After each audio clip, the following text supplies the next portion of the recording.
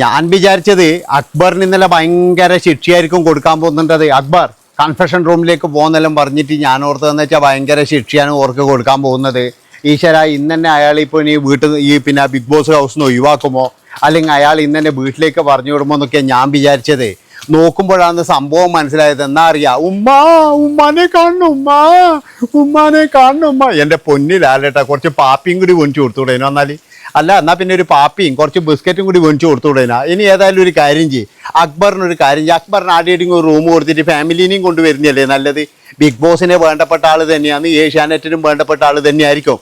പക്ഷേ കപ്പടിക്കാൻ വേണ്ടിയിട്ട് ഒരു മറ്റേ പരിപാടി കാണിക്കരുതെന്ന് എനിക്ക് പറയാനുള്ളൂ. ഉള്ള കാര്യം എന്താ പറയുന്നതിന് ദേഷ്യം വന്നിട്ട് പറയുന്നതാണ്. അതായത് ഇന്നലെ ഇപ്പോൾ അക്ബറിന് ഉമ്മാനെ കാണിച്ചു കൊടുക്കേണ്ട വല്ല ആവശ്യമുണ്ടോ? എടോ, പിടിച്ച് പുറത്താക്കണം. അവനൊന്നും ഇതാക്കാൻ കഴിയില്ലെങ്കിൽ പിടിച്ച് പുറത്താക്കുമല്ലേ വേണ്ടത്.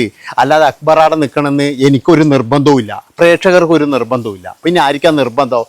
നിങ്ങൾക്ക് നിർബന്ധം ഉണ്ടാവും. അതായത് ഏഷ്യാനെറ്റ് കമ്പനിക്ക് ചിലപ്പോൾ നിർബന്ധം ഉണ്ടാവും. കാരണം എന്താ വെച്ചാൽ ഓന് കപ്പ് കൊടുക്കാൻ വേണ്ടിയിട്ട് അവിടെ നിർത്തിച്ചാന്ന് നമുക്ക് എല്ലാവർക്കും അറിയാം. പണ്ട് മുതലേ സ്റ്റാർ സിംഗറിന് വേണ്ടിയിട്ട് കഷ്ടപ്പെടുന്ന ഒരുത്തനാണ്. അപ്പോൾ ഓനാണെങ്കിൽ ഇതൊക്കെ കൊടുക്കണമെന്ന് അവർക്ക് കൃത്യമായിട്ടറിയാം. അതുകൊണ്ട് തന്നെ എന്ന് പറഞ്ഞാൽ അക്ബർ മോന് ഉമ്മാനെ കാണിച്ചു കൊടുക്കുന്നത്. ഇനിയിപ്പോഴൊരു കാര്യം ചെയ്യും, നാളെ ഭാര്യനെയും കൂടി സംസാരിപ്പിക്കുക. അല്ല, അങ്ങനെയാണെങ്കിൽ എല്ലാവരെയും പറയണ്ടേ. കഴിഞ്ഞ പ്രാവശ്യം ഇപ്പം ജാസ്മിൻ ജാഫറിൻ്റെ ഉപ്പ സംസാരിച്ചു എന്നിട്ട് എന്തായിരുന്നു ഇവിടെ പുകില്? എന്നിട്ട് എന്താ ഇപ്പം ആർക്കും ഒരു പ്രശ്നമില്ലേ? അതുകൊണ്ടാണ് ഞാൻ പറയുന്നത്. ഇനി വെച്ചില്ല, വരുന്നുണ്ട് ലാലേട്ടാ. ഒരുമാതിരി 7ൻ്റെ പണിയെന്ന് പറഞ്ഞിട്ട് നാണം കെട്ട ഇത് കളിക്കരുത്. പൈസ വേണമെങ്കിൽ ഇവിടെ പ്രേക്ഷകർ പിരിവിട്ട് തരുമായിരുന്നു. എത്ര കോടികളുണ്ട്, എന്നിട്ട് എന്തിനാ ഇമാതിരി കൂതറ പരിപാടി കേൾക്കുന്നത്? പ്രമോയും മറ്റേതെല്ലാം കണ്ടിട്ട് ഞാനോർത്ത് ഇത് 8ൻ്റെ പണിയാന്ന്, ഭയങ്കര പ്രശ്നമാണ്. എന്ത് പാപ്പാച്ചി കളിയാ ഇത്? ഇത്രയും ബോറ് ബിഗ് ബോസ് ഞാൻ എൻ്റെ ജീവിതത്തിൽ കണ്ടിട്ടില്ലായിരുന്നു. അമ്മാതിരി ബോറ് ബിഗ് ബോസ് എന്ന് പറഞ്ഞാൽ ബോറ് ബിഗ് ബോസ് തന്നെയാണ്. ഇപ്പോഴെന്താ അറിയാം, അതായത് ഇന്നലെ എന്നിട്ട് അക്ബറിനെ ഇങ്ങനെ സൂചിപ്പിച്ചിട്ട് ഇപ്പം രേണു സുധീൻ്റെ പേനെ പറ്റിയിട്ടൊരു പാട്ടുണ്ടാക്കാൻ പറഞ്ഞിട്ട് അക്ബറിനെ ജനങ്ങളുടെ മനസ്സിൽ ഒന്ന് ഉയർത്തി കൊണ്ടുവരണം. അക്ബർ ഇപ്പം ജനങ്ങളുടെ മനസ്സിലില്ല. എന്താ പ്രശ്നം എന്നറിയാം? ഓൻ്റെ തെറിവിളിയും കാര്യങ്ങളൊക്കെ കൊണ്ടെന്ന് പറഞ്ഞാൽ ജനങ്ങൾ അവനെ കൈവിട്ടിട്ടുള്ളത്. ഇനി ഓനെ എങ്ങനെയെങ്കിലും പൊക്കി കൊണ്ടുവരണം. അങ്ങനെ പൊക്കി കൊണ്ടുവന്നിട്ട് പിന്നെ എന്താ പറയേണ്ടത്, എങ്ങനെയെങ്കിലും ഇത് കൊടുക്കണം, ഏത് കപ്പ് കൊടുക്കണം. അപ്പോൾ ചോദിക്കും ഷാനവാസില്ലോ. ഷാനവാസിനൊന്നും അത്ര വലിയ പിടിപാടില്ല. ഈ അക്ബർ എന്ന് പറഞ്ഞാൽ അവിടുത്തെ ക്രൂ മെമ്പേഴ്സ് നമുക്ക് എല്ലാവർക്കും അറിയാം. അതായത് സ്റ്റാർ സിംഗറിൻ്റെ ക്രൂ മെമ്പേഴ്സ്. ഇപ്പം നിങ്ങൾക്ക് തന്നെ അറിയാം, ഈ ബിഗ് ബോസിൻ്റെ ആ സമയം തന്നെ എന്ന് പറഞ്ഞാൽ സ്റ്റാർ സിംഗറിൻ്റെ സമയമാണ്. അപ്പോൾ അതിൻ്റെ അകത്തിലെ ആൾക്കാരനെയാണ് ഇതിൻ്റെ അകത്തും ജോലി ചെയ്യുന്നത്. അപ്പോൾ അവർക്ക് അവർ സ്നേഹം ഇല്ലാണ്ടിരിക്കില്ല. പക്ഷേ ഇത് പ്രേക്ഷകരെ പറ്റിച്ചുകൊണ്ട് വേണമായിരുന്നു എന്നാണ് ഞാൻ ചോദിക്കുന്നത്. കാരണം നിങ്ങൾക്ക് വേണമെന്നുണ്ടെങ്കിൽ കൊടുത്താൽ ആദ്യം തന്നെ പറഞ്ഞൂടെ, സെക്കൻഡ് സമ്മാനം മാത്രമേ ഉള്ളൂ മറ്റു മത്സരാർത്ഥികൾക്ക്, ആദ്യത്തെ സമ്മാനം അക്ബറിനാന്ന് നിങ്ങൾ പറഞ്ഞാൽ പോരെ. എന്തിനും ഇമാതിരി കൂതറപ്പണി കളിക്കുന്നത്? പിന്നെ ഞാൻ പറഞ്ഞല്ലോ, ഈ രേണു സുധീൻ്റെ പേനെ പറ്റിയിട്ട് ഇന്ന് ഭയങ്കരമായിട്ട് അങ്ങ് ഇതാക്കുന്നുണ്ട്. എന്താ വെച്ചാൽ രേണു സുധീൻ്റെ പേനെ പറ്റിയിട്ട് പാട്ട് പാട്ട്, അത് രേണു സുധീനെ ആക്കാൻ വേണ്ടിയിട്ടാണ്. അതായത് ഇപ്പം അവർക്കെന്താ പ്രശ്നം എന്ന് വെച്ചാൽ അവർ വിചാരിച്ചല്ല, ഈ പിന്നെ അനീഷും അതുപോലെ തന്നെ ഇവരൊക്കെ ഇങ്ങനെ പൊങ്ങി വരുന്നുണ്ട്. അപ്പോൾ ഇങ്ങനെ പൊങ്ങി വന്നു കഴിഞ്ഞാൽ അവരെ കാര്യങ്ങളൊന്നും നടക്കില്ല. കാരണം ഇതേ പോക്കാണെങ്കിൽ അക്ബറിൻ്റെ കാര്യം പോക്കാന്ന് അവർക്ക് കൃത്യമായിട്ട് അറിയാം. അതുകൊണ്ട് എന്ത് ചെയ്തു, ഇന്നലെ അക്ബറിനെ വിളിച്ചിട്ട് ഉമ്മ എല്ലാ കാര്യവും പറഞ്ഞിട്ട് മോനെ ഇങ്ങനെ കളിക്കരുത് മോനെ, ആടെ നിന്നെ എല്ലാവരും വെളിയിൽ പറയുന്നത് ഇങ്ങനെയാണെന്നടാ. അപ്പോൾ അന്നേരം നാട്ടുകാർ പ്രതികരിക്കില്ല, അക്ബറിന് മാത്രം എന്താ ഇങ്ങനെ സൗജന്യം കൊടുക്കുന്നതെന്ന്. എന്നാൽ പിന്നെ നമുക്കൊരു കാര്യം ചെയ്യാം, 10 പേരോട് ചോദിക്കാം. അങ്ങനെ ഇവർ തന്നെ ഒരു 10 പേരെ പുറത്ത് റെഡിയാക്കി നിർത്തിയിട്ട് എങ്ങനെയുണ്ട് ബിഗ് ബോസ്. അതിൽ ഓട്ടോക്കാരെന്ന് പറഞ്ഞാൽ ചങ്ങായില്ലേ, ഓട്ടോറിക്ഷ ഡ്രൈവർ പറയുന്ന പോലെ ഒരു ഓട്ടോൻ്റെ അടുത്ത് നിന്നിട്ട് അയാൾ അവിടുത്തെ പിന്നെ എന്തോ ഹെഡിൻ്റെ ഇൻചാർജാണെന്നാണ് പറയുന്നത്. അപ്പോൾ അങ്ങനെയുള്ള ആൾക്കാരെല്ലാം കൊണ്ടുവന്നിട്ട് ഇതൊന്നും നമുക്ക് മനസ്സിലാവില്ല എന്നാണ് ഇവർ വിചാരിക്കുന്നത്. അപ്പോൾ അങ്ങനെയുള്ള ആൾക്കാരെ കൊണ്ടുവന്നിട്ട് ഇവരെന്നാ പറയുന്നത് അറിയാം. അതായത് പിന്നെ എങ്ങനെയുണ്ട് ബിഗ് ബോസ് എന്ന് പറയുമ്പോൾ ഒന്നിയൽ ശരിയല്ല, ആരെങ്കിലും അക്ബർ ശരിയല്ല എന്ന് പറഞ്ഞിട്ടുണ്ട്. നിങ്ങളത് ശ്രദ്ധിച്ചില്ല? ഏതെങ്കിലും ഒരുത്തം പറഞ്ഞില്ല അക്ബർ ശരിയല്ല, അക്ബറിൻ്റെ വായിന്ന് വരുന്നത് ശരിയല്ല എന്ന്. അത് പറയില്ല. കാരണം എന്താ വെച്ചാൽ ഇവർക്ക് എന്താ വെച്ചാൽ ഓനിയലിനെയും മറ്റോനെയും ഓനിയൻ ദോശയും അനീഷിനെയും ഒക്കെ എന്ന് പറഞ്ഞാൽ ഇവർക്ക് ഇങ്ങനെ ഇത് പറയണം. അങ്ങനെ എങ്ങനെയെങ്കിലും അക്ബറിനെ പൊക്കിക്കൊണ്ടുവരണം. അതിന് വേണ്ടിയിട്ടാണ്. അപ്പോൾ രേണു സുധീനെ പറ്റിയിട്ട് ഇന്ന് പാട്ട് പാടിക്കഴിഞ്ഞാൽ ബാക്കി കാര്യം രേണു സുധി നോക്കുള്ളൂ, അവർക്കറിയാം. അല്ലാതെ എന്ന് പറഞ്ഞാൽ സെറ്റ് ടാങ്കിൽ ഒന്ന് വിളിച്ചിട്ട് അക്ബറിന് കൊടുത്ത ശിക്ഷ നിങ്ങൾ കണ്ടില്ലേ? പാട്ട് പാടിയിട്ട് രേണു സുധിയായിട്ട് രാജിയാവുക. അങ്ങനെ അക്ബർ എന്ന് പറയുന്ന ആ മാൻപേടേനെ ഇവർ നല്ല രീതിയിൽ സംരക്ഷിക്കാൻ നോക്കുന്നുണ്ട്. അതിൻ്റെ കൂടെ തന്നെയാണ് രേണു സുധീനെ ശരിക്കും പറഞ്ഞു കഴിഞ്ഞാൽ ലാലേട്ടൻ്റെ മുന്നിൽ വെച്ചിട്ട് വീണ്ടും ആ പേൻ്റെ വിഷയം എടുത്തിട്ട് തീരെ ശരിയായിട്ടില്ല എന്ന് എനിക്ക് പറയാനുള്ളൂ. അത് എന്തിനാണ് അങ്ങനെ ചെയ്യുന്നതെന്ന് അറിയില്ല. ഞാൻ പറഞ്ഞല്ലോ, ഈ ലാലേട്ടനെന്ന് പറഞ്ഞു കഴിഞ്ഞാൽ അയാൾക്ക് വേണ്ടത് പൈസയാണ്. പിന്നെ അയാൾക്ക് അത്യാവശ്യം കിട്ടുന്നതും ഇതിൻ്റെ അകത്തുനിന്നുള്ള പൈസ തന്നെയാണ്. പിന്നെ ഞാൻ പറഞ്ഞ ഈ ലാലേട്ടൻ എപ്പോഴും പറയുന്ന പോലെ ഞാൻ ഇതിൻ്റെ അകത്ത് എന്തെങ്കിലും ഒരു മാറ്റം കൊണ്ടുവരും, ആ പ്രതീക്ഷയൊന്നും എനിക്കില്ല. കാരണം അങ്ങനെ കൊണ്ടുവരാനും പോകുന്നില്ല. എന്താ വെച്ച് കഴിഞ്ഞാൽ ഈ അങ്ങനെ ഒരു മാറ്റം ഇയാൾ കൊണ്ടുവരുന്നോ, അല്ലെങ്കിൽ ആ മാറ്റത്തോട് കൂടിയിട്ട് ബിഗ് ബോസ് അങ്ങനെ ഒരു മാറ്റത്തിലേക്ക് വരുന്നൊന്നും ഇല്ല, പ്രതീക്ഷയോ കാര്യങ്ങളോ ഒന്നുമില്ല. കാരണം അങ്ങനെയുള്ള ഒരു കാര്യങ്ങളും അവിടെ ഇല്ല. അതാണ് നിങ്ങൾ മനസ്സിലാക്കേണ്ടത്. അങ്ങനെ ഉണ്ടെങ്കിൽ ഈ ലാലേട്ടന് ആദ്യം തന്നെ വേണമെങ്കിൽ പറയതാ ഞാൻ ഇങ്ങനെയാണ് ഈ ബിഗ് ബോസ് ഇങ്ങനെയാണ് നടത്തിക്കാൻ പോകുന്നത്. ഇനിയിപ്പോഴേ എന്താ പറയണ്ടേ, എൻ്റെ പൈസയും മേടിച്ച് ഞാൻ പോവുക. അപ്പോൾ ഈ 7ൻ്റെ പണിയൊക്കെ ആരാ കണ്ടുപിടിച്ചതെന്ന് മാത്രം എനിക്ക് മനസ്സിലാകുന്നില്ല. അപ്പോൾ പ്രേക്ഷകരെ പറ്റിക്കലാന്ന് ശരിക്കിത്.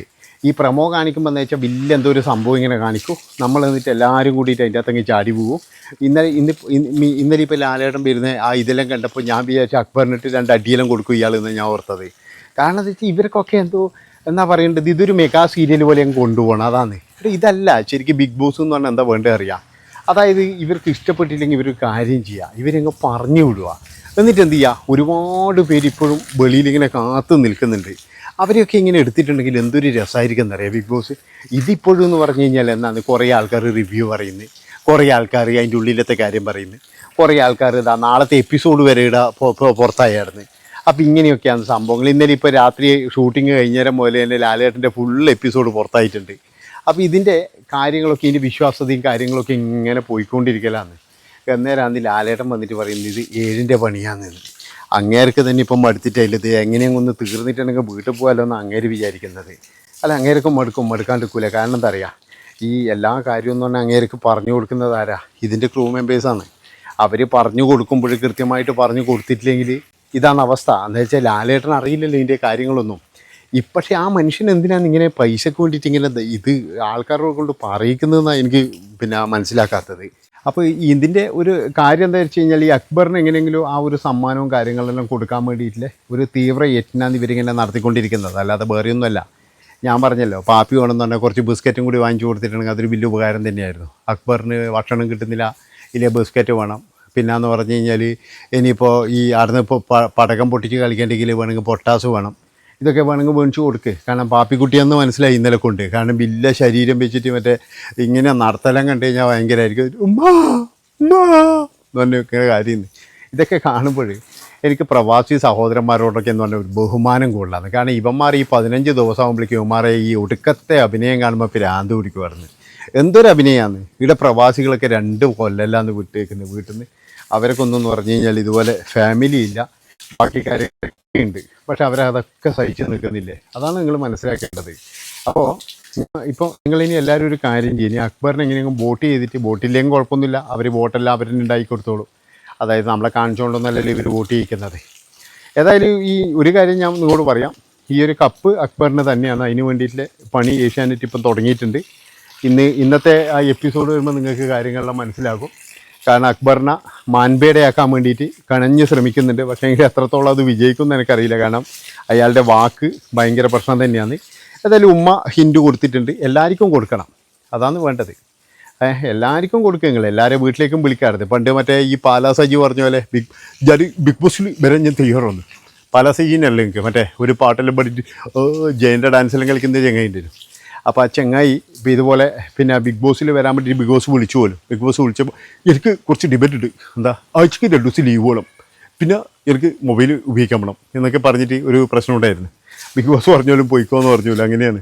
അല്ല, ഇതിപ്പോഴും എന്ന് പറഞ്ഞാൽ എന്താ പറയണ്ടേ, നമ്മൾ 100 ദിവസം എന്ന് പറഞ്ഞു കഴിഞ്ഞാൽ ആരോരുമില്ലാതെ നിൽക്കുന്നൊരു പരിപാടിയാണ് വേണ്ടത്.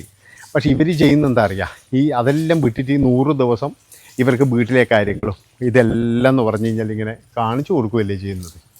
അപ്പോൾ ഏതായാലും നിങ്ങളൊരു കാര്യം, എപ്പിസോഡ് കാണുമ്പോൾ നിങ്ങൾക്ക് മനസ്സിലാവും അക്ബർ കുഞ്ഞാടന ഓന് വേണ്ടിയിട്ടുള്ളൊരു കപ്പടിക്കാൻ വേണ്ടിയിട്ടൊരു ഷോയാണ്. പിന്നെ അതിൻ്റെ ഡയറക്ടർമാർ, അതായത് ഈ ഷോൻ്റെ ഡയറക്ടറൊക്കെ എന്ന് പറഞ്ഞാൽ ഇവരൊക്കെ പരിചയമില്ലാന്ന്. അതുകൊണ്ട് തന്നെ അക്ബറിനെ നിങ്ങൾ ഇനിയിപ്പോൾ എന്ത് പറഞ്ഞു കഴിഞ്ഞാലും അയാൾക്ക് വോട്ടിങ്ങനെ കൂടിക്കൊണ്ടിരിക്കും, അയാളിങ്ങനെ മാൻപേടി ആക്കിക്കൊണ്ടിരിക്കും. ഇതാണ് സംഭവിക്കുന്നത്. പിന്നെ വേറൊരു കാര്യം കൂടി പറയാം, ആരോ പറയുന്നുണ്ട് അതിൻ്റെ ഇടയ്ക്ക് അക്ബറിന് വീടെടുത്ത് കൊടുക്കാൻ വേണ്ടിയിട്ടുള്ള പ്ലാനിങ് ഉണ്ട് വരുമ്പോഴും.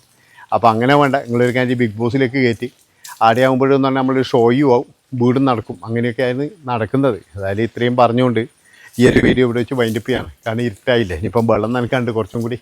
അപ്പോൾ അടുത്ത എപ്പിസോഡുമായിട്ട് വരാം. നന്ദി, നമസ്കാരം.